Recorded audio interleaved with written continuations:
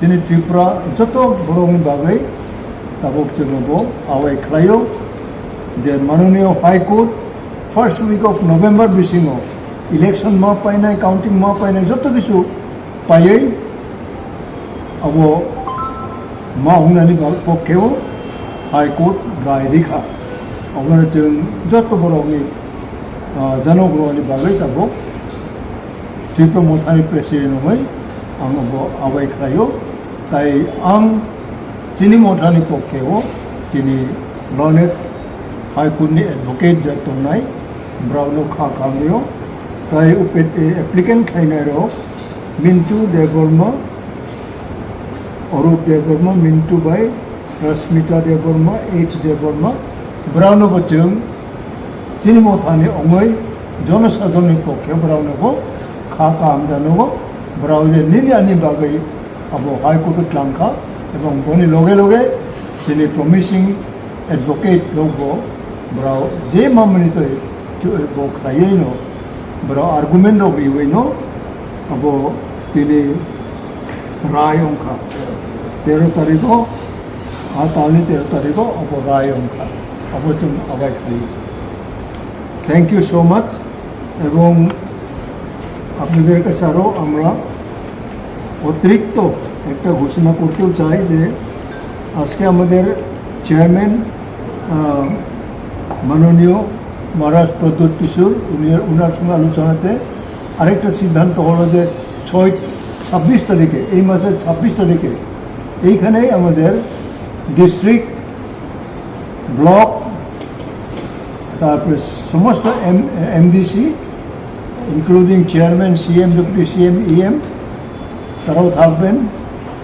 এবং আমাদের এই যে এই সিদ্ধান্তের পরে আমরা কি করতে চাইতেছি এটার পক্ষে এটার জন্য এখানে আমাদের সম্মেলন হইতেছে আগামী 26 তারিখে ওই দিনে আমরা নিযুক্ত করলাম যাতে তাদেরকে আমি সমস্ত খবর দিতে চাই আজকাল যারা পক্ষে আমরা বলতেছি district block zonal sub zonal observers, chairman, CM, deputy CM, all MDC কে আমরা নিমন্ত্রণ করতেছি ওনারাও এখানে থাকবেন এবং আমাদের একটা বিশেষ ভেরি ইম্পর্টেন্ট মিটিং হবে যে মিটিং আমরা সিদ্ধান্ত নিব যে আগামী নভেম্বরের মধ্যে যে ইলেকশন সমস্ত কমপ্লিট করার পক্ষে মাননীয় হাইকোর্ট যে রায় দিয়েছেন এটার উপরে আমাদের আলোচনা পর্যালোচনা হবে এবং কি রকমের সিদ্ধান্ত হবে আমাদের ওই দিনের ডিলিবারেশন অফ পয়েন্ট এবং বিভিন্ন সাজেশন আমরা শুনব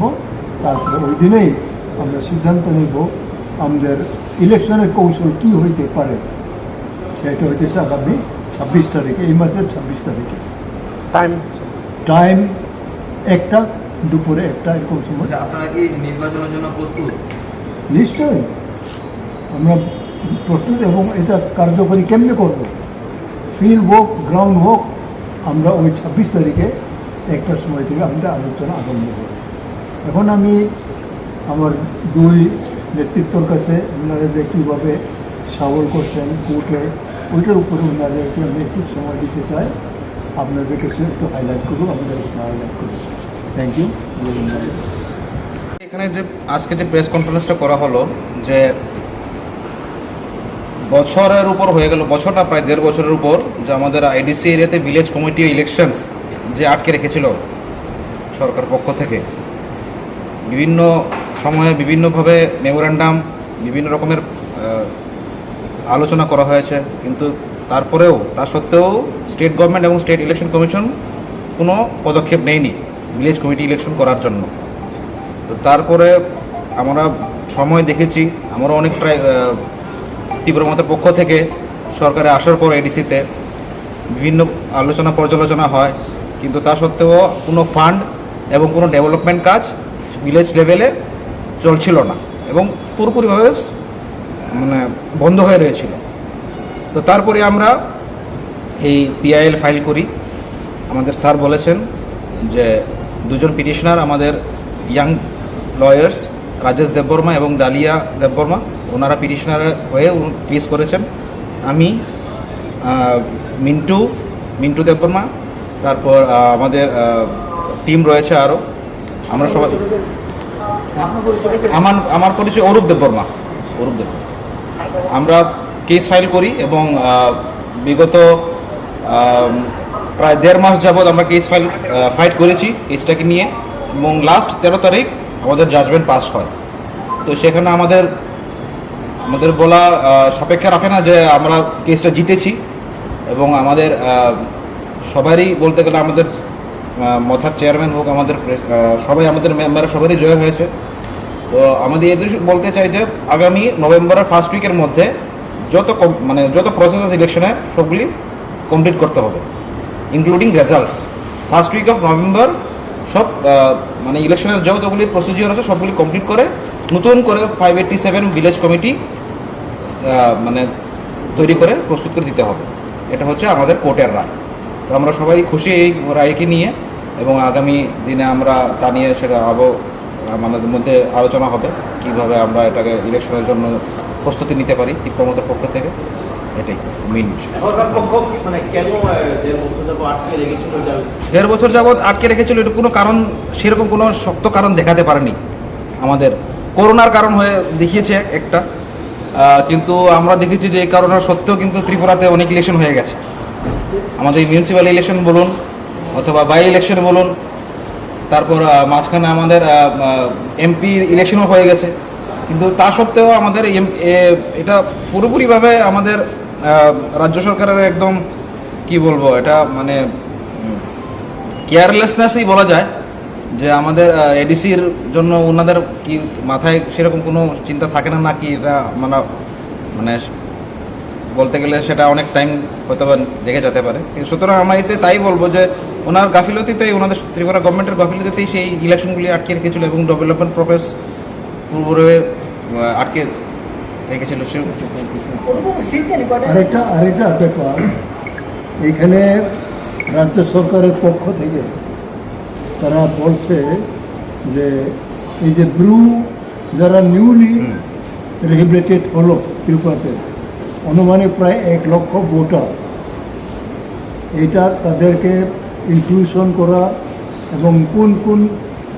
পোলিং স্টেশনে সেন্টারে হবে এইসব করার জন্য তারা এই পুরো বছরকে তারা সময় চাইছিল, কিন্তু আমাদের 2 নয়নের উকিল ওনারা এটা সওয়ালে তাদের ওই দাবি এবং তাদের যুক্তি দেখানোতে তারা টিকতে পারে না, যার জন্য তারা নভেম্বর ফার্স্ট উইকের মধ্যে কমপ্লিট করার জন্য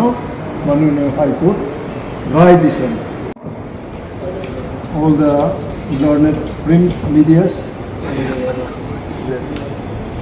আজকে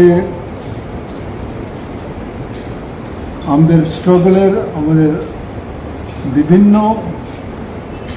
আন্দোলনের মাধ্যমে জিনিস গণতন্ত্র আদায়ের সঙ্গে আমাদের আজকের এই প্রেস মিটটা একটা অন্যরকম, যে মাননীয় হাইকোর্ট আমাদের 2জন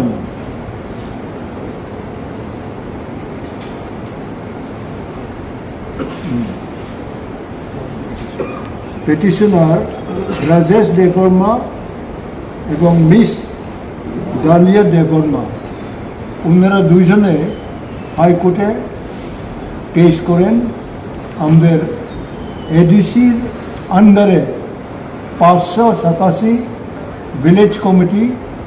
কেন 1 বছর পার হওয়ার পরেও নির্বাচন হয়নি, এটার উপরে ওনারা পাবলিক ইন্টারেস্ট লিটিগেশন হাইকোর্টে তারা করে কেস করে। তারপরে মাননীয় হাইকোর্ট কয়েকদিন আগে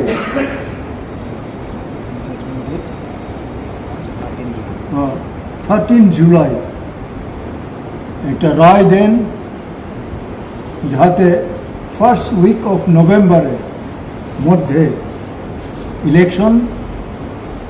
এবং কাউন্টিং সব কিছু যাতে সমাপ্ত করতে পারে। এরই পক্ষে আমাদের 2 যারা এখন আমাদের অ্যাডভোকেট আছেন, advocate mister advocate Arup Debbarma এবং